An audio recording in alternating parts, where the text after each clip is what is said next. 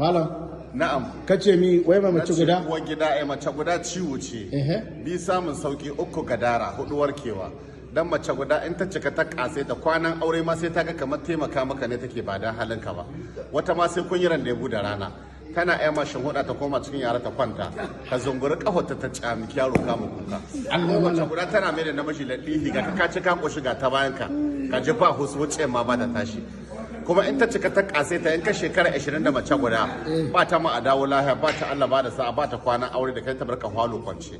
Kuma sai ta sati da kalar dara guda kake kwana, kalar kwano guda take baka abinci. Kuma in ta ga horta ma ɗiyan take aikowa ku je baban naji motsin baban kwazo ku dauki abinci ku kai mashi.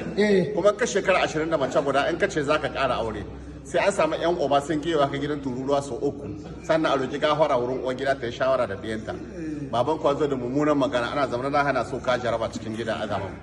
Ita ko in ta cika ta kase ta can hwaka take sai ta ga arzikin da Allah ba kama dan ka aure ta ne ka arziki a da matsiyacin ka ke yanzu ko dalilin ta ne Allah ma albarka kai in ka rabu ta kamar ciyaciya za kai kuma in ta cika ta koshi sai ta ga ita ke hakuri da kai ba kai ke hakuri da ita ba zaman kaddara zaman diya zaman bakin ciki mace guda tana iya sa ma tension dare guda a rabu da kai 12 dare majalisa ka zo gida ta gama bakan magana ka haɗe zuciya ka bar mata duniya kawai sa muka ce da ka je makabarta ka iska kabari ɗirgegi ya cika tulun ƙasa na mai mace guda ne ita ke sa mai tension dare guda bakin ciki ya kashe shi